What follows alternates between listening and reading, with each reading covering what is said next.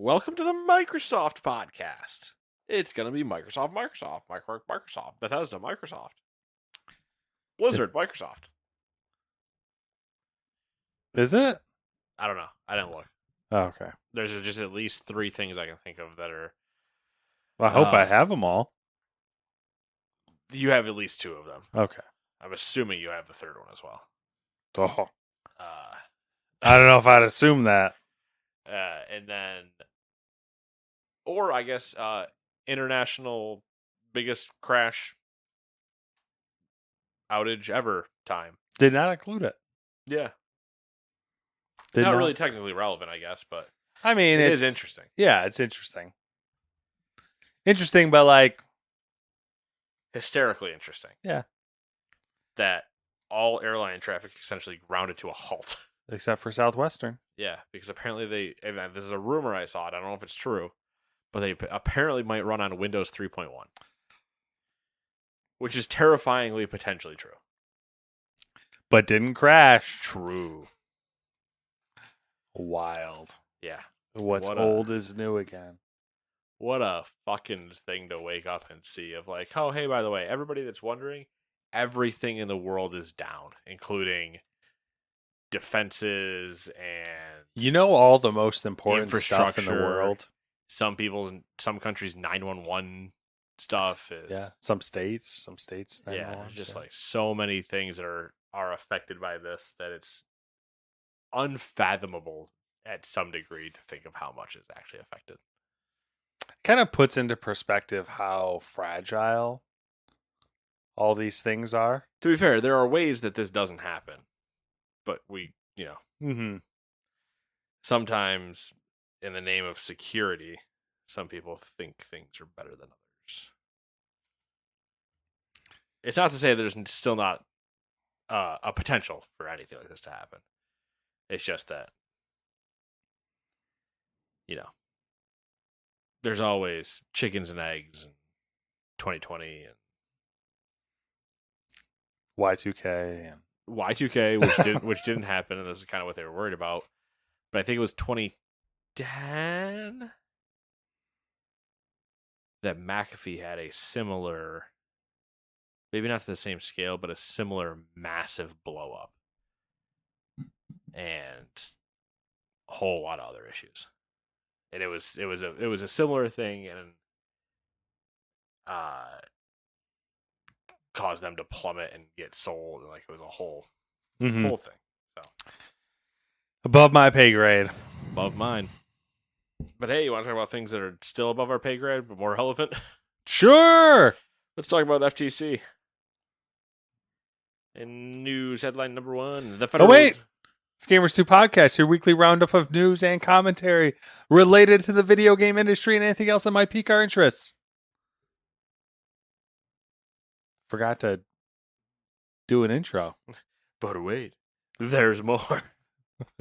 The Federal Trade Commission has criticized Microsoft's Xbox Game Pass price changes announced last week.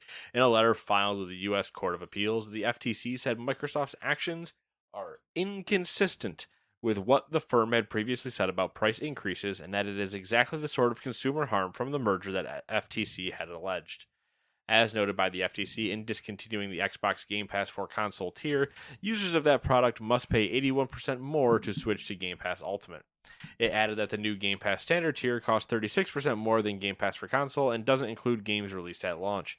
The FTC also highlighted that the price changes coincide with Call of Duty being added to Game Pass Ultimate, and that the cancellation of Game Pass for console will occur shortly before the next COD releases.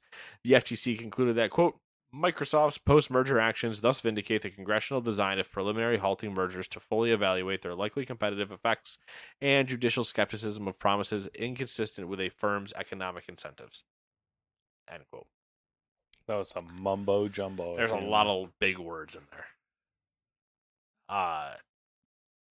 Yeah, I think they should just be flamed for doing stupid things. And if Congress needs to flame them legally, then I guess that's what you gotta do. That's the problem, though, because once it's done, it's done. It's harder to undo. I'm not even saying they have to undo it, but just drag them through the streets.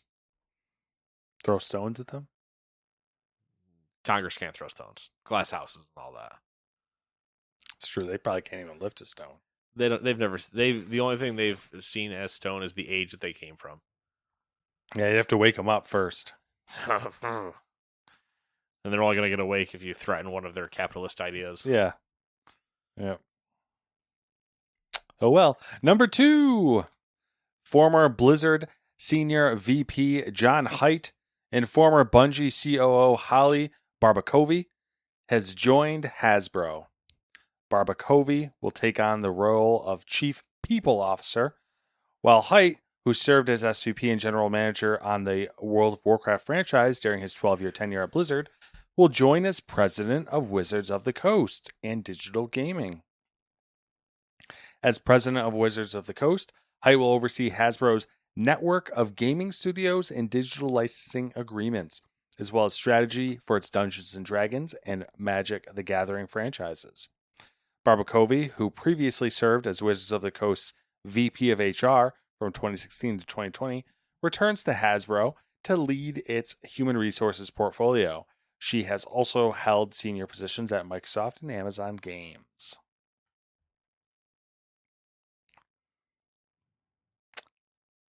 It's not a bad move. Like It's an interesting move. yes, interesting. That I'm curious what blooms. Because immediately everybody went, cool, when's the Warcraft Magic or Warcraft D&D Yeah, crossover stuff. But no, I'm just curious to see what that ends up meaning for. I can see how things like certain things translate, but I'm very curious when you get closer to like actual board game stuff. What is that? How does that work out for you? Yeah. I wonder if it's just like a straight like pay raise type Maybe. thing where it was just like, all right, technically a better title, maybe a pay bump with incentives of some kind. Right. And he was like, all right, yeah, I've been doing this for 12 years. Let me switch it up. Number 3, according to ComScore's 2024 State of Gaming report, 82% of my screen going dark right when I start talking. Got him. 82% of American gamers made an in-game purchase in freemium titles last year. The report also found that 62% of adults over the age of 18 engaged in gaming, with millennials comprising 49% of the segment, followed by Gen Z at 13%. Of those surveyed, 77% play on more than one platform, with over a third regularly using a combination of console, PC, and mobile. U.S. gamers spent 45 billion hours on gaming sites and apps last year, with esports becoming an increasingly popular activity. An estimated 86% of Gen Z and 80% millennials surveyed said they watched esports. 53% of Gen Z and 61% of millennials said they engaged with esports content. Millennials holding the fort down. Well, Gen Z too, I guess, to a certain extent. So, I hate these numbers. Yeah, you do. They're you do. So butter knifed in context that it annoys me. So, not knowing how many, we'll say it's 1,000. It might be more, but just for my quick maths to do this, right? Okay. We'll say it's 1,000. Or you know what, better yet, let's say it's 100. Because it's even easier math. So 62 adults. The report also found that 62% of adults over the age of 18 engaged in gaming. So we take that 38% don't game. Okay. Do you believe that? That 30% of people over 18 don't game. Well, it gets weird because Right. they only talk about Gen Z And millennials. And millennials. Right. At 49 and 13, which is the entire percent. So are they inferring that Nobody's older than a millennial. no one older than millennials game? Right. No, that is 100% what they say. Yeah. False. Has to be false. I don't know. Has to be false, followed by, you're going to say that 62% of adults over age 18, 13% of that is Gen Z. And then you're going to say later that 86% of Gen Z watched esports. So 6.7% of Gen Z, 1386 numbers. 53 is the other one. But you're going to say out of 13% of Gen Z people, either 10% watched esports or half of them engaged with esports content. What?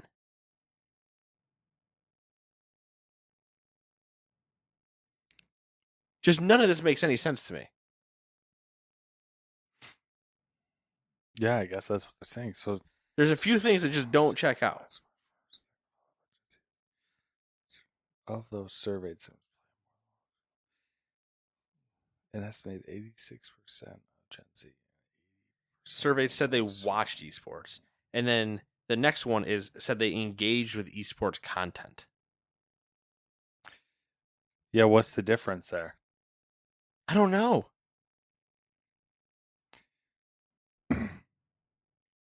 These are the questions I have. I don't have an answer for you. I know. They're wild numbers.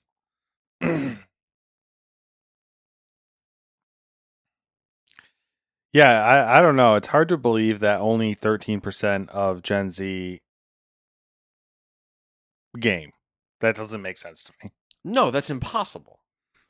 And then you're telling me of all... So basically...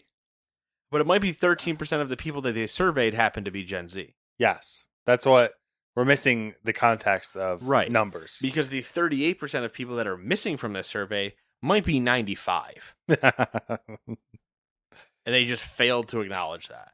Like, if they didn't actually choose a correct demographic range to do a survey of to get the most accurate results by casting a wide net, then you're skewed from the start. Who gives a shit?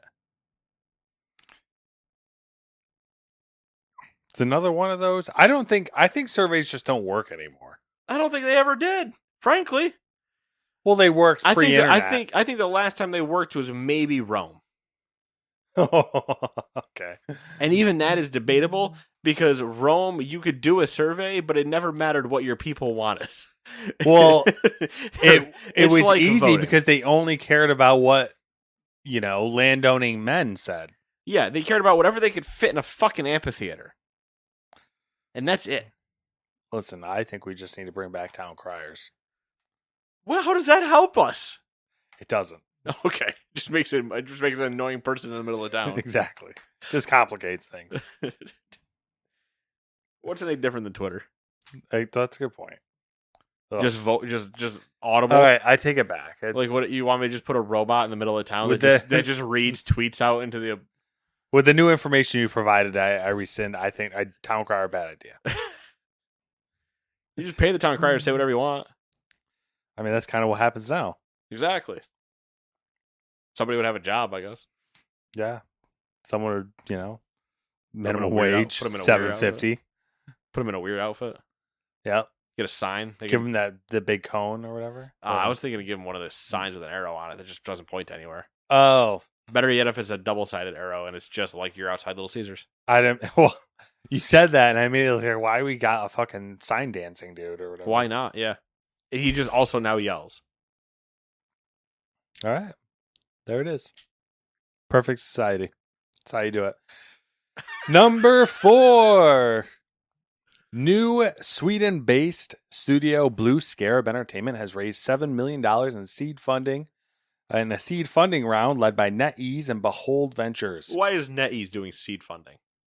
They're just trying to get in on things. They're like, we'll sprinkle a little cheddar on these people. And then if they do something good, you know what we're going to do? We buy them. Them sprinkling cheddar is $7 million. That's what I'm saying. That's $7 million to NetEase. What's that? Yeah, why are you raising it? What is then? that? They probably found that. They probably accidentally found that in one of their fucking. Somebody sneezed and they're like, oh, They're like, oh, 7 million. but yeah, we bought less toilet paper. Less toilet paper this year. We sent everybody to work from home, so we didn't have to buy toilet paper for the office. Save $7 million. Exactly. It's led by. You know how many things that are probably true like that from COVID? Oh yeah. Like the amount of just certain supplies that never needed to be restocked by companies anymore, and they're like, "Oh, we saved X amount of money. We're going to lay off all of these people. Mm-hmm. We can save even more money." If we just didn't have people, we wouldn't have any expenses. Yeah, not the if we didn't have to pay this giant building cost that we never needed to begin with. What if we just got rid of the people? It's like we still got to pay for the building. Listen, we got a contract on this building. I We don't got to have a keep the building. But I don't have a contract on you. I'm at will. Bitch, see you later. Exactly. So we'll just have this empty building that we have to pay for. No people. Anyways, Blue Scarab Entertainment is led by industry veteran CEO Colin Craig and CTO Enno Railing. The studio will use the funds raised to develop its debut MMORPG title. The former DICE creative director Craig Morrison will serve as studio director, with Guillaume Lawyer as principal designer and Ashley Nicolette as community and marketing director. Both Lawyer and Nicolette previously worked for Arrowhead Games on Helldivers 2. Not bad. Studio director Craig Morrison said, quote, "We believe there's a space for fusing and evolving previous gaming and medium experiences into something new and fresh for this expanded community. Our goal is to bring all the expertise that our team has accumulated to forge new experiences for a wider audience than ever before. We want to try and defy genre expectations while still leveraging all the skills and experience of the team we have assembled." End quote. To coincide with the opening announcement, the team has shared some details of its first project. Built in Unreal Engine 5, the story-driven MMORPG will be a cozy exploration meets true crime. Within the game, players will be able to explore an open world on horseback. Alongside the self-proclaimed cozy exploration, the game will also challenge players to unearth a dark mystery. I don't understand how that... all of this is just word vomit. I don't know what to do with it. I just don't know what to do with the entire fucking... I'm sorry, that premise does not sound like an MMO to me. It sounds like you just want to make everybody Sherlock Holmes, and you're all Sherlock, and that's the premise, is that you're all Sherlock Holmes. If everyone's Sherlock Holmes, no one is Sherlock Holmes. There's no Hound of Baskerville, you know what I mean? Like, it's... Yeah. Where's Watson? Nobody wants to be Watson. Listen, some of us just want to support other people.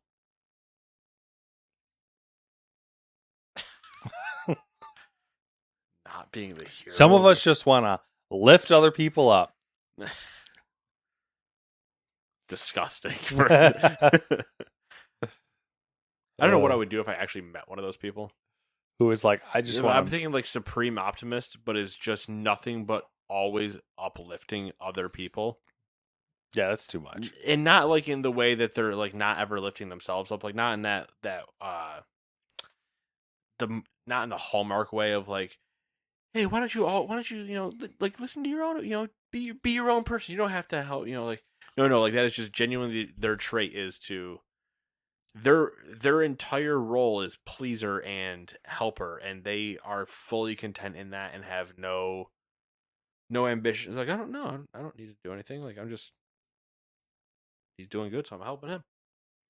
I'm like, I don't know what I would do. I'd be like, you know what? Cool. I don't know. Glad you're around. Yeah. But I don't know. I just don't know. I don't know. I think I have a preconceived idea of the energy that person has, and it's too much. Number 5. New details of Valve's structure, employment practices, and headcount have emerged as part of an antitrust lawsuit against Steam. In 2015, almost 10 years ago. Yes. Just to smack everybody with that information real quick. Don't ever do that again to me. Valve's Steam operations employed 142 people, but by 2021, this had shrunk to just 79, even though almost 10,000 games were released on Steam in the same year. Not made by Valve, so I don't know what relevance that has. In 2021, Valve employed just 336 people. 41 of those were hardware, 79 for Steam, 181 for games, and 35 for admin. At its peak in 2016, Valve employed just 371 staff members on its books. Interestingly, most of Valve's payroll is still committed to staff in game development roles and always has been. With Valve thought to be generating around $6.5 billion a year, which is roughly on par with EA's $7.5 billion, Ars Technica pointed out that EA employs over 13,000 people. Also interesting to note that Valve's gross payroll has remained reasonably flat since 2017, with inflation-adjusted figures indicating it spends around $425 million to $450 million annually on staff costs. There's a lot of interesting graphs in the documents, and a few show massive pay difference between the departments. The handful of hardware employees had by far the smallest average pay of the four listed departments at nearly $500,000 per year in 2021. Can we stop for a second? Sure. Granted, some people are obviously making more than other people. Yeah. But their smallest department, or their worst paid department, averaged out to $500,000 a year. Right. Disgusting. No, I mean I'm mad that it's not me. Same. But at the same time, I find that hysterical. It is hysterical. I'm shook by the fact. You can continue if you want, but I am shook by the fact that somehow Valve has done everything that they do with just 300 people. Yeah, they created a correct and good ecosystem They- and went. I fucking love it, and in some ways, I hate it because I'm jealous, obviously. Oh, of course, yeah. But I love it because it's just like, no, we're gonna get good people, and we're gonna pay them a fuck ton of money. Yeah, and then we're gonna roll bank and just hang Yeah. out. It's the Oreo. It's the Oreo thing. Everything goes back to the Oreo thing. Once you have something so good, you don't need to do anything anymore. Just keep it going. Yeah, just sit back. How EA has 13,000 people, I don't understand. It only makes. I mean, saying only $1 billion more is. Oh no, I'll do you one better. They only make $1 billion more. Half of that money, about $4 billion of that money, is microtransactions. Yeah, which probably could use a team of 100 and something people. Dumb. However, the 35 members of the admin department are on the other end of the pay distribution, averaging $4.5 million in gross pay per employee in 2021. What kills Again, me. we're going to get the good people and we're going to pay them. What kills me too is that's only $450 million annually. So where is the other $6 billion going? Right. And you want to have the fun part of this? Let's extrapolate a little bit further and take wild accusations and guesses. Yes. Those people work out of a camper van, wherever the fuck they so feel like, and still make almost $5 million. Oh, yeah. Like, they're all over the world probably just lounging. Mm-hmm. Logging in every now and then to check that a Steam sale went live. Just They could be. So obviously they pay their employees very well. Yeah. They also could have they could also let their employees and departments just spend frivolously, which has been implied before. And I think we realize that just from the shit I've seen with them developing their VR goggles and all that shit. Yeah. Like they probably gratuitously spend money. they're allowed to have ideas. Yes. And explore them and then explore. reject them and then find new ideas and all that good stuff. Yeah. Even accounting for that, they still have so much fucking money left. Yeah, if you said, "Oh, we spent $1 billion in research," okay, Cool. it's only like twice your guys' staff budget, so like, Yeah. we still made $5. Oh, Meanwhile, good. EA executives are pulling guns on each other if they hear that they spent $1 billion trying to figure out anything. Sony's crying in the corner at VR, going, "I know we're not profitable," and Valve's just like, "Fuck, idiots." Oh my god. That's wild. That's wild. I just want like someone to write a book about Valve. I hope they do at some point. Yeah. All right, number 6. Hello Games returns once again with a major No Man's Sky update called Worlds, which is only part 1 of a larger overhaul. Founder and game director Sean Murray explained that this update adds a lot of new technology to No Man's Sky, some of which have been borrowed by advancements made while developing Light No Fire over the past 5 years. For example, the new water tech can create waves and reflections. Ocean planets feel completely new, and ships can now land on water. Planets have wind patterns, waves are dynamic and react to the weather. A brand new cloud technology also creates detailed skies with weather conditions. Hello Games also added new volumetrics and atmospheres to the planet's surface. Rolling fog, rain, blizzards, and lava sparks now combine with wind and clouds. The World's Update Part 1 also introduces new creatures to discover in these new biomes, all of which can be pets or mounts. Moreover, Hello Games is trying to add more activities. The new expedition is reportedly very Starship Troopers inspired and takes players on a tour of some of these cool new planets. The No Man's Sky community will fight bugs together and progress progress is community driven. There's a new mech with heavy armor and a flamethrower arm. Finally, Murray expressed the desire to continue pushing the boundaries of what's possible in No Man's Sky, doing things that people haven't seen before, as hinted by the fact that the update is called Worlds Part 1. More improvements to the overall variety and realism of the universe are coming in a future patch. Sean, it's okay. You can rest. stop. You can stop. At what point is it not the original game anymore? Have we hit the point where it's a different game?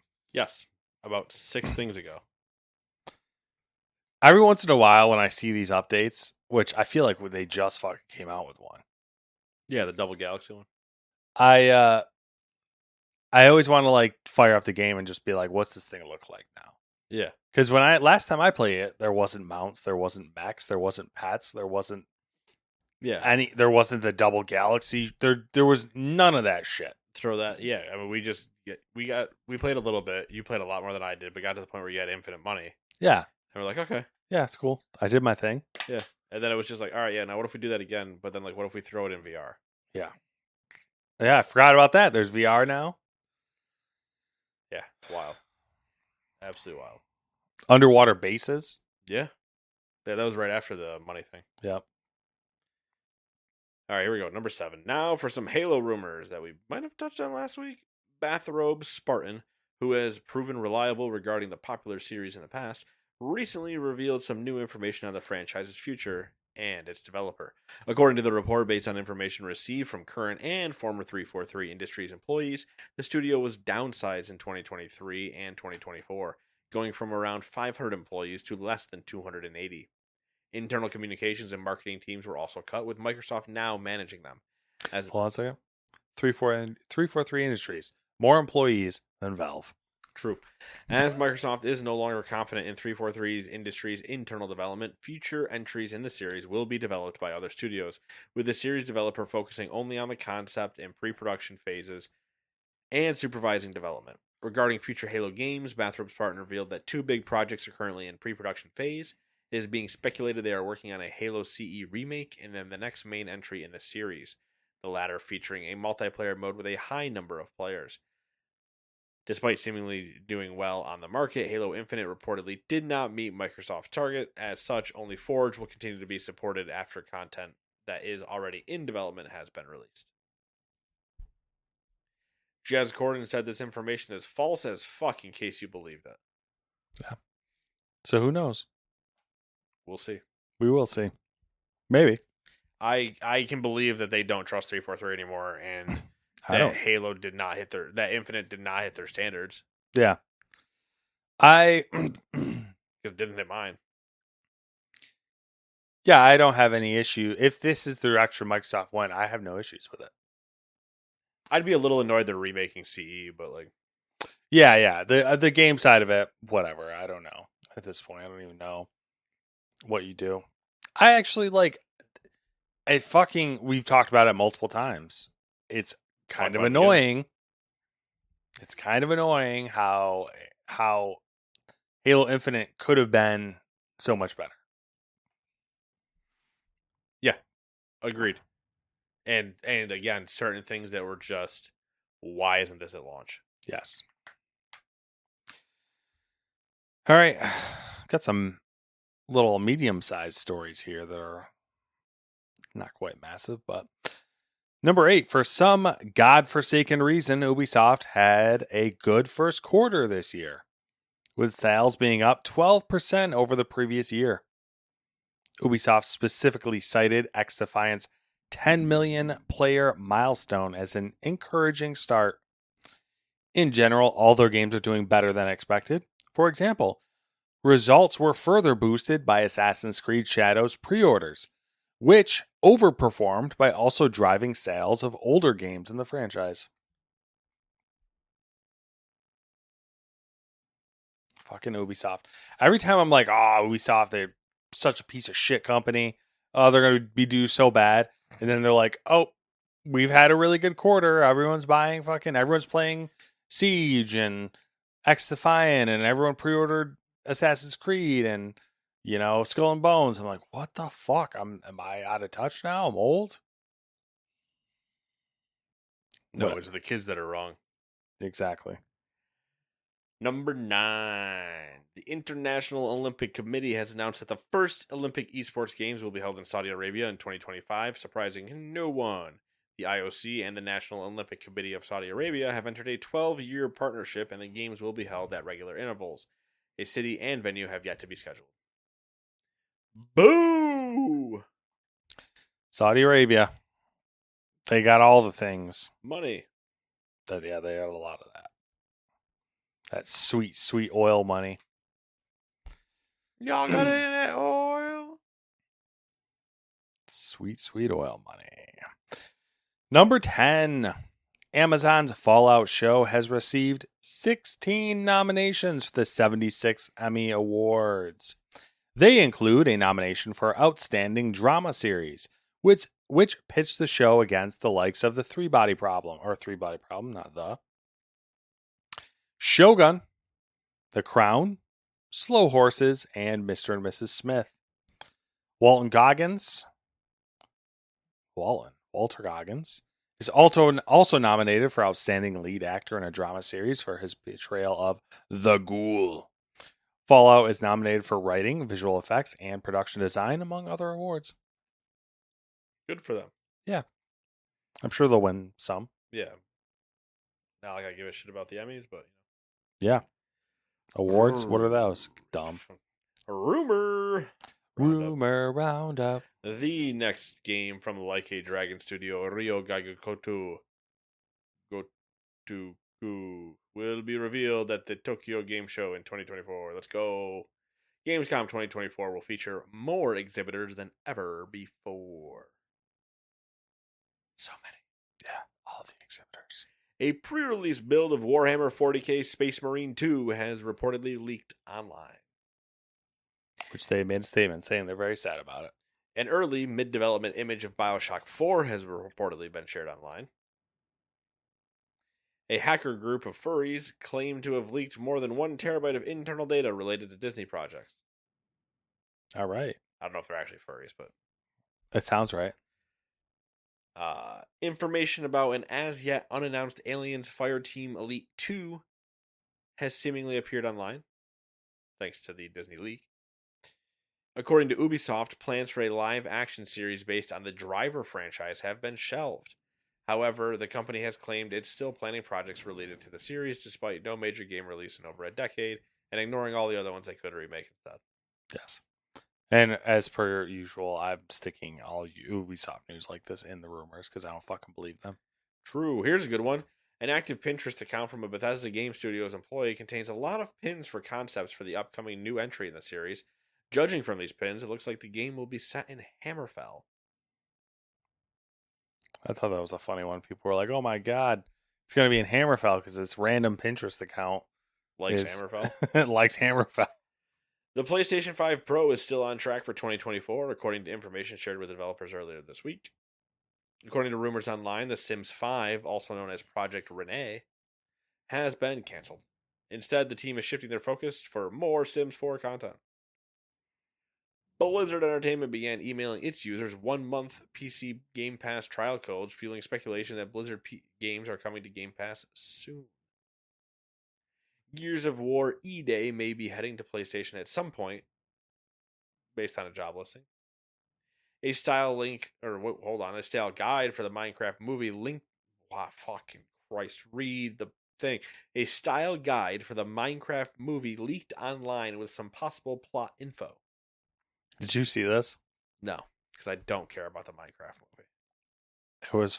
I'm gonna pull it up if I can get the thing to work. All right, you pull it up and we keep going. Tom Clancy's Rainbow Six Siege 2 is supposedly in development with a reveal coming at the 2025 Invitational. That's not working. Sadness. Apparently, Bethesda is also fully unionized right now. I did see that. Separate from the Q&A team. But are fully unionized, and Microsoft has acknowledged it. And that is the third thing you did not have in the list. Yeah. I think that came out like today, right? Yes. Yeah, it did. Yeah. That's why I was like, I don't really count this because it came. I think it came out at like 4 something. Yeah. Well, let me find this Minecraft style guy because it's kind of funny. Just seeing like the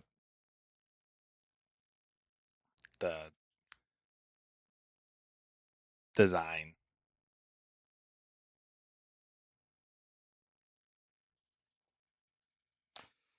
You're gonna fucking fight me on this, aren't you, you piece of shit? Pieces of shit. Here, I'll go do this. How about that?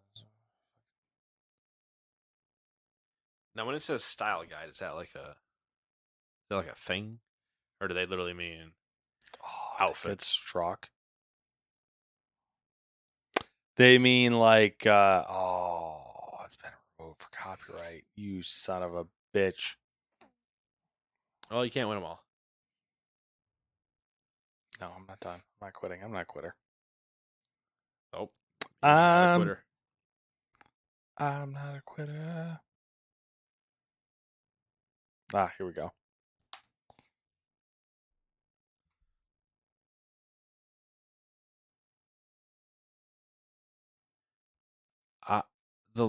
What's wrong with the sheep?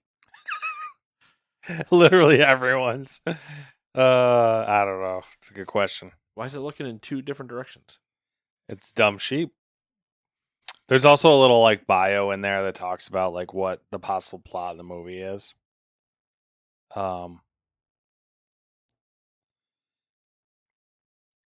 Steve, played by Jack Black, has been resident in the overworld for long enough that he crafted a blocky life for himself and made a best friend, his pet wolf, Dennis. But then the evil Melgosha captured him. Now his freedom lies in the hands of 4 fresh visitors to his world.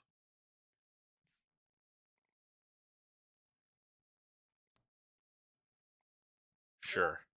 Yeah. All right, now for the short stuff. Nexon's The First Descendant reached 10 million players just a week after launch. Terraria has sold over 58 million copies since its launch in 2011. This one made me feel fucking old, bro. Yeah. It's wild. Co-op horror Murky Divers has hit 100,000 sales since it was released in early access on June 19th. Pacific Drives topped 600,000 sales globally. The Finals developer Embark has apologized to Xbox players after its feature-rich 3.4 patch was delayed on Microsoft consoles after being successfully rolled out on PC and PS5. The release of Resident Evil 7 on iOS has reportedly only earned Capcom $28,000. I'm surprised it earned that much because it bombed. I also don't know who was asking for it. No one was. When that got announced, I was like, why? I bet Apple paid them to do this. Oh, I'm sure they did, but I just don't understand what Apple thinks that they're doing. Yeah, well, you saw their fucking their AR headset there. Mortal Kombat developer NetherRealm has laid off its mobile team. According to LinkedIn posts from former NetherRealm developers, at least 50 members of staff have been impacted. Paramount Plus has canceled the Halo TV series after 2 seasons. A source told Variety that co-producers Xbox, Amblin Television, and 343 Industries are reportedly trying to find a new home for the show. Unrelated to that, I'll be subbing to Paramount Plus here pretty soon. Oh, for what? They have a bunch of soccer rights for and CBS for football and everything else. So it's like, yeah, why not get the digital version and get the better view? Yeah, like a cost-effective thing. Well, it's a cost-effective version of I think they just signed the deal to have all of Serie A, which is Italy. Okay. Italy's first division. So it's like, oh yeah, you want to watch good soccer when like the Premier League's not on? Italy exists. Oh, perfect. Cool. And there's no good way to watch the Premier League. Yeah. To watch all of the Premier League in the US. It's like chopped up. It's chopped up, and if I could just get like a Sky Sports account or something and just like watch Sky Sports over here, then I would, but I don't think you can without like loopholes. Yeah. And even then they have like a blackout thing. Or it's not a blackout, but it's a block. There's weird things where it's not a blackout, but it's they have like a time window that's reserved in certain instances for things. Yeah. I can't remember what they call it, but TV deals get real interesting for me sometimes, where I'm just like watching and I'm like, how does this work? Like, oh, the regular season, this people own it, but for the playoffs, at the first 2 rounds, only ESPN is going to show it. But then for the semifinals and the finals, TNT is going to show it. And you're like, what the fuck are we doing? Yeah. It's like, well, they paid us the most for the finals. I'm like, make one deal for everything. Mm-hmm. That was kind of the Formula One joke, was because part of the whole like Andretti thing was like one of the entities had said that they could join. Yeah. But the entity the FIA said that they're good. Yeah. But F1, the teams of F1 said no. And like the license holder for the TV rights also said no. And someone's like, well, let them race and then just don't show them on TV. And people are like, oh, you'd never be able to do that. But then people, the past couple weekends, they've been filming the F1 movie. Yeah. And they've been doing it during the race weekend. Right. And people are like, oh, they could fucking do it because all these people have been there and they've been filming the whole time and you never see them show up on TV. Right. So like they could do it. Yeah. It's the, speaking of, you see the image that Mercedes was fucked over by the, I didn't, but I did see someone ask on Reddit if they were going to be screwed. They had a shot from behind their like pit wall and their computers were in blue screen. So it was hysterical. That sucks. It's just a fucking wild thing to me because here's my solution to all of this. And it's going to be your, hey, listen here, you logical man. That's not how this works in this world. Yeah. And it's going to hurt both of us when I say it. Okay. Because it's not how reality is, but it's how it should be. I should be able to go to the NFL, give them money, then I get to watch all the games with no blackout restrictions. And like if I buy I buy the regular season package, or then I buy playoffs, and then I buy Super Bowl, that I have just this thing that just gives me access to everything. Same for the NBA, same for the MLB. Same for MLB, not the MLB. I hate doing that. Same for MLB, same for Premier League, same for Serie. I will give you a dollar amount. You will stream with me. If I pay for only one team, because MLB allows you to buy like just the Yankees, right? Yeah. But guess who's blacked out? Just in case you're curious. The Yankees. Right. Which blackouts need to not exist anymore. Mm-hmm. It's 2024. Blackouts should be illegal. Yes. But I should be able to pay them. And they have 2 packages, are their main things, right? They have the single team package, which gives you that whole team's games. Not counting national blackouts, which is like Monday Night Baseball, but I'm like that. No, blackouts don't exist in this world. Yeah. In So the I will pay perfect for world. just Yankee games, or I will pay for the bonus, everybody. Mm-hmm. And the everybody pool goes to the cut to MLB and then split across all your teams. The single team goes to the cut to MLB and then to that team. Mm. Problem solved. You rake money in. You want to shut down all the illegal streaming sites? Make it fucking easy for us to give you money. Yeah, but then they couldn't double dip. Sure they can. They can still double dip. They're double dipping now. That's what I'm saying. Like this, now they get to double dip, but if they did it that way, they wouldn't be able to double dip because they'd be getting money from you, but they wouldn't be getting money from whatever network. No, they can still get. They can still do their cable deals. Mm-hmm. I don't give a shit. Give me a way to avoid cable by giving you the money directly. Yeah. I shouldn't go. You shouldn't want me to go pay ESPN to watch your product because you're getting less money than if I handed you money.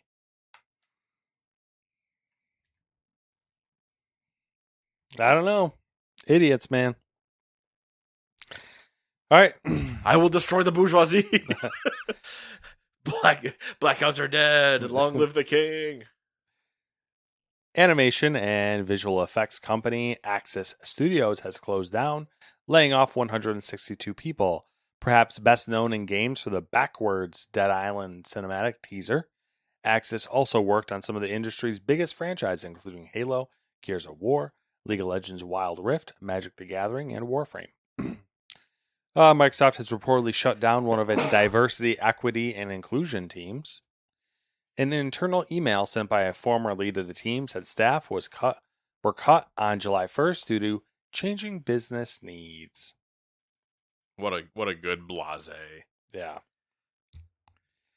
The International Game Developers Association and YouTuber Yona Codemike Kang have filed a challenge to the United States Patent and Trademark Office following a new requirement for home addresses to be included during trademark registration. Astrobot for PlayStation 5 will feature an overhauled game engine and will take around 12 to 15 hours to complete. Splitgate 2 has been announced by developer 1047 Games. Electronic. Yeah, I know that you like the first one. Splitgate 1 was the right Halo. Yeah. With portals. Yep. So what if we just did that again? They were talking it up big time. They were gassing up Splitgate 2, saying that they're, it's good. It's amazing. Everyone should be excited. All that good stuff. I agree. Electronic Arts has released the PC version of Star Wars Galaxy of Heroes. EA originally released Star Wars Galaxy of Heroes for mobile in November 2015. A new Apple TV Plus free trial offer has launched for PlayStation console owners. PS5 and PS4 players have until September 22nd to claim a 3-month trial. Activision has announced Call of Duty Black Ops 6 multiplayer beta dates. Early access to the beta will run from August 30th until September 4th on all platforms. Weekend 2 of the beta will be open to all players from September 6th through the 9th. Alternate history time. Fallout or Ultima were Larian's alternative picks if they didn't get the Baldur's Gate license from Wizards of the Coast. Not bad alternatives. That's all she wrote. Well, it's been 7 days. What have you been up to? As per usual, not much. As the kids say. Yep. Living life, trying to survive, Tornadoes and everything. Yep, tornadoes. Not that I was close. You were closer than I was. I was probably underneath it. You probably were. You were underneath. We were really damn close. If it was picking up a B-52 and setting it down several feet away from it originally was, then you were pretty close. 15, I think. 15 feet was the number on that 52. Yep. Lifted it off the pad it was sitting on and was like, I will deposit you here. There was talk that somebody said that the trail of it, like if you look at like the map or whatever, I guess, of the trail of it, was that it went right through our parking lot. Mm-hmm. But I'm like, if you look at that, there's no way. Like, it Yeah. had to have been picked up at that point because Well, there's just no. There's like just high wind branches around, but there's not even like half of a tree missing or anything. Yeah. There's no. I think that B-52 is kind of misleading because Well, yes, it obviously is misleading. it's misleading because it's just- a plane. It was just high enough wind. Yes, it was a plane. Lift was generated. It clearly lifted. It was tornado strength winds to Yeah. move that Yeah. weight. So it clearly like lifted a little bit and then set itself back down. So at that point, by the time it got there, the cyclone itself was probably dissipated. Yeah. But it did blow up some buildings. It fucked up Rome big time. Yeah. Like every time I see more of it, I'm like, oh God. Yeah. Which is unfortunate because Rome is not the wealthiest town No. in New York State. And I feel like it was starting to like, There are parts of it for sure that were in a revival period. yes. There are other parts that were not. Yes. Still. Mhm. And as there are potentially some things that were destroyed that might inadvertently, and nobody will think of this now. Why would you? But like benefit from being destroyed Yeah. because they can be brought to a modern standard to be rebuilt and redone. Mhm. That being said, there's certain things I wish it had hit so they could fix it. Yeah. But like So I don't know. I guess somehow we'll see. missed all that. Yeah. Yeah, I missed all that and hit like some good stuff. Yeah. Yeah. Dick move, tornado. Real asshole if you really think about it. You could have done some good and instead you just decided to destroy shit for no reason. Dick.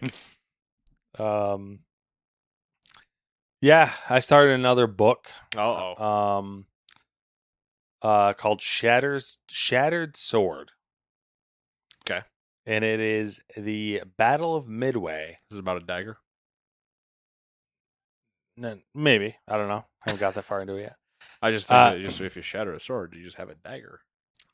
It's about the Battle of Midway, but it's from the Never mind. perspective. Of course, how would I think it was anything else? But it's from the perspective of the Japanese. Interesting. So apparently, this book like revolutionized how historians think of the Battle of Midway because, Western Right, historians, because no one ever has thought to look. We And, never bothered to ask. We just Yeah. wrote our own story. exactly. And after World as War per II, usual, by the way. Yep. Winners write the story. After World War II, the Winners, ship- winners would be supremely arrogant as well to also go ask the loser, "How was that for you?" That's a good point. Although we did do that because there was the strategic bombing study that was done in Japan, and that was the U.S. military essentially just asking Japan, "How was that for you?" Yeah, I think that was like one of the only times though, because it wasn't right after. No, It wasn't immediately after, but they did interview all. But like, it was still within a decent amount of time. But yeah, to basically still have the arrogance to basically let's go back to revolutionary, and you go back to England and go, how'd that feel? Yeah. Can you describe to me in a few books how that feels for you? How you thought you were gonna win? Pussies. So, well, the whole thing is like the ship's logs for the firsthand stuff. Yeah, they were mostly destroyed after the war, or the ships didn't survive. Yeah. So what Japanese historians did is they recreated using like a lot of diaries and like command reports and stuff like that, and a lot of it they reconstructed ship movements and stuff like that using the flight group's logs. Oh, okay, because those weren't destroyed. Yeah. So like they could infer things based on what the flight logs what the squadrons are doing, because if like squadrons are taking off or landing, then the ships had to have been moving in a certain direction at a certain speed at a certain time, all that good stuff. Yeah, you start having you end up looking like the crazy Charlie Day meme, but it's actual math that you're doing. You're like, yep. So it's been really, I'm not that far into it. I'm very like not very far at all into it, but it's been interesting so far just because of the the different I don't the more I learn about the Pacific Theater, the more I understand I don't understand what Japan was thinking because they never had a shot. You never had a shot. You guys were all fucked up. There are parts to me that wonder if it was just like you know that this fight is going on in Europe. Mm-hmm. I mean, you're like well aware, Yeah. and you know the Russia side of things. You're kind of here, and you're just kind of looking at things, and you're you know you, you got history with China, Yeah. and they're right there. Everyone just hates it. And there's just this moment where you go, I want to throw a stone, but I really don't fucking want to hit anybody that's close to me.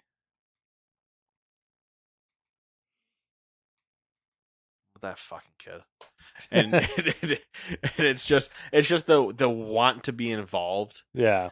and they just decided to pick something that wasn't directly next to them, Mm-hmm. so they purposely went for an arbitrary thing, and then just went, oh no, because then the kid stood up, and you went, oh fucking, and they couldn't point fast enough to their neighbors to say it was him. It's like they had superior technology, no concept of logistics at all. No. And then they were too worried about seniority to basically say, hey, that's a bad idea. Yeah, which, more so and all that. Yeah. So, yeah, fun stuff. What have you been up to? Not too much. Playing the WoWs, waiting on pre-patch, which will be on Tuesday. Did a little bit of Gran Turismo racing. Ooh, Gran Turismo. Did a little show. Played some Guardians of the Galaxy. Oh my goodness. Because I didn't have internet for 2 days. Rough. So I played some of that. Plan on doing ribs this weekend. Need to finish this fucking wood project, because if I don't, I'm gonna lose my mind. So I gotta buckle down and just say, like, I'm gonna spend the afternoon and do this. Mm. But I took a long weekend, so I should be able to get everything done. And then that's really it. Started a new book as well, called All Sinners Bleed. I'm just in the beginning of it. I think I'm like maybe chapter 6 or something out of 32. Mm-hmm. It's a southern sheriff in a small town. I guess the beginning is of like the plot is southern sheriff, small town, black sheriff in like a historically white town, I guess is the backside of it. But then gets called to a school shooting of one of the students has shot one of the like beloved teachers or whatever, and then the cops shoot the child. Mm-hmm. And then it's just well, was it all that straightforward, or was there more? Mm-hmm. And so we're kind of at like the turning point of the is there more start of this all. It's only chapter 6 and there's 30 of them, so I'm assuming we're gonna hit a few bumps along the way. Yeah. All right. Pretty crazy. And I think it was recommended to me. And that's why I picked it up. So we'll see. Nice. Yeah, that's all. I mean, that's really it. I got nothing. All right, cool. In that case, we'll see you guys in 7 days. Toodaloo, bye-bye.